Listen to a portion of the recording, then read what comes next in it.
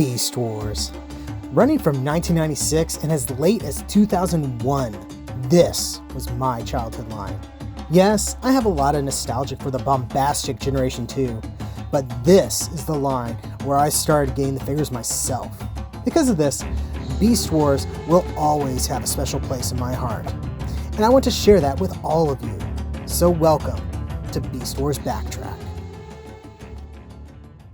Hello everyone, and welcome to another Beast Wars Backtrack. Today we are looking at the Beast Wars 10th anniversary version of Cheetor. This is number 2 in the series, and before we look at the figure itself, we're going to take a look at the box. So we got the Beast Wars Transformers logo, at least the version that came with 10th anniversary, and the 10th anniversary logo. Inside you can see the DVD it comes with, which has the episode Equal Measures. I can't remember which one that is, but I believe that is one that features Cheetor. Here we see that it calls out it's number 2, and that it comes with a piece of Transmutate, which, like I said in the last one, we will get to Transmutate, trust me. Up here we have a cool illustration of Cheetor looking pretty darn cool. On the back we have actual product photography. This shows how Cheetor has been repainted to look a little bit more like he does in the show. So, got the darker blues, and yeah. He does have a maximal symbol on there, though, so that's a little bit inaccurate. And here we see that this comes with the upper torso for Transmutate. Up here we have the bio for Cheetor. It says, "The youngest Maximal crew, Cheetor is fiery, impulsive, and just plain dumb sometimes. Youthful overconfidence combined with incredible speed can quickly get him into deep trouble from which he lacks the skill to escape. Still, beneath his reckless desire to impress his fellow Maximals is the heart of an honorable and capable warrior and great potential as a future leader." Yeah, so basically he's a hot rod character. Which is why it's a little bit surprising that I didn't actually have a Cheetor collection, because, you know, that was my thing. But my little brother really liked Cheetor, so I let him have that.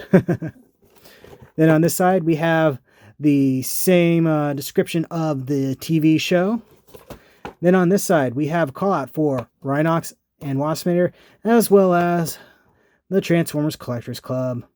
I still feel bad that it's not around. I know it wasn't run the best, but it was nice of a thing to have, and I feel sad that it's gone, especially since BotCon kind of went away with it, though BotCon might be coming back, so that's cool. On this side we just have a window that looks into the top of it, and yeah, that's enough of the box. Let's take a look at the actual figure now. And here is Cheetor himself in his cheetah form. And he looks pretty cool in this, like a cool cat. If I remember correctly, the main difference in this version of the toy to his original primarily is the plastic. The plastic was very much a sort of standard bright yellow. This kind of has a bit of an iridescent quality to it, which I think is to sort of duplicate the look of the CGI model. I think also they just had a whole lot more spots on this guy than he did originally. And he also has a maximal tampograph there because blah. Got him a little off kilter there. I think that's better, maybe. I don't know. As I mentioned before, I never really had a lot of the Cheetor toys myself. I messed with them and I played with them, but Cheetor was my brother's character. In exchange, I got Tigertron, so that was pretty cool. Sadly, there wasn't a Tigertron figure, at least in this part of the reissue line. I think there was one in Japan, in their version of the Beast Wars anniversary line, but I don't have that one, sadly. Anyway, articulation-wise, technically, this is it. He doesn't really have anything. You can move legs like that, but that breaks the sculpt. And you can move the legs like this, but they're not really supposed to. You can also tell just by looking at this, this toy was probably meant to be Tigertron first, because he's very, very beefy for a cheetah. Still cool looking though.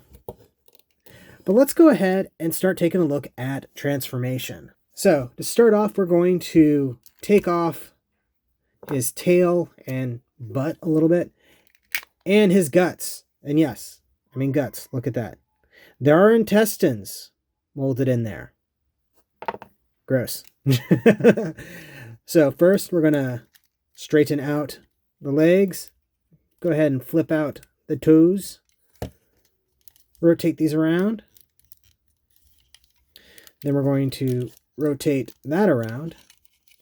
Then we will bring these legs down. And then we're going to open up his arms, and see there's a nice little jointing system there. Now we can also bring down the front skirt.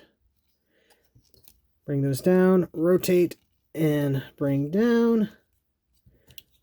Then rotate the head and bring it down like this, because it's Cheetor and the head faces down. And now we're going to readjust the camera so you can see him. And there he is in his robot mode. What? You don't recognize him? I mean, that's kind of what he looked like on the box art, wasn't it? Oh, right. Ding. So, as I mentioned in the Waspinator video, early Beast Wars toys had a robot head, which is this one that you see here, and a mutant head. And his is very, very striking. They even painted in bright green eyes. They could have just left this all blue and tried to ignore it, but no, they went ahead and kept it in place. And it's very bug-like, but you also have these sort of like vestigial ear things going on here.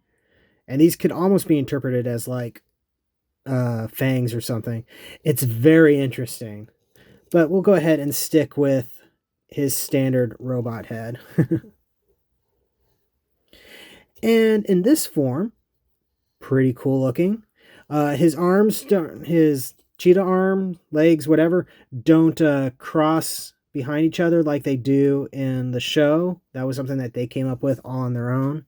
I think only the Masterpiece version actually pulls off that trick. But overall, it's very cool, and they tried very hard to make him look a lot more like his show model. And they pulled that off with paint. So we have very much a metallic blue going on here. Again, almost has sort of an iridescent quality to make it look similar to how it does in the show. And we do have two weapons he can use. We have this tail blaster, where we just fold the tail up and over. We can put it like that. And then we have the little gut gun or whatever.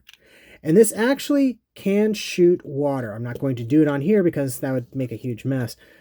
But this is actually a little reservoir, and you can put in water, squeeze, fill it up, and then squeeze to push water out. There were actually a few early Beast Wars characters that had that ability. I don't know why, but it's kind of cool.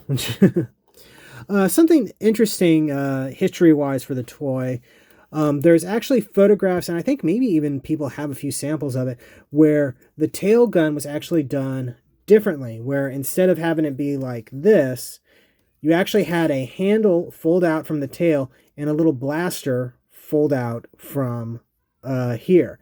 And then he would hold it like this. But this is the version that we have now, and I like it, so there we are. Oh, come on. For some reason, his guns are not staying in his fist very well. I'm not sure what's going on there. So, articulation-wise, his head is on a swivel joint that allows for rotation. And you have the rotation here, so you can look down a little bit, or you can switch him into his mutant head. But he can't really look up, and he can't do any side-to-side movement because there's no ball socket joint there. Shoulders are on ball sockets, which allow for pretty decent movement. And you can even use a transformation joint as a bit of a butterfly joint. Not that it gets you much because his cheetah head sticks out a whole lot. You got a single jointed elbow that can fold up completely thanks for transformation. No articulation at the wrist. You do have waist articulation, but it is interfered with by the front skirt, which looks like a animal face. And now that I've said that, you will never not see that. But because the way the front skirt is designed, it actually doesn't interfere with his kick forward. You know what? You're just going to the side now. You're being bad. Knee is single jointed and gets you about 90 degrees. And you have jointing in the toe for back, but that doesn't really get you anything. So no ankle tilting. You do have rotation down here. Oh, and you do have rotation up here. So not bad articulation for a transformer. It's just done in, at least in comparison to modern stuff, kind of a weird way.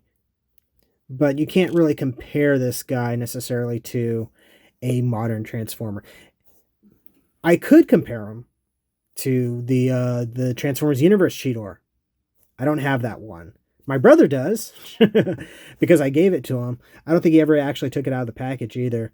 And truth be told, everything that I've seen on it shows that it's not that great of a toy anyway. But we can compare him to somebody that we were looking at earlier. Here he is, next to good old Waspinator.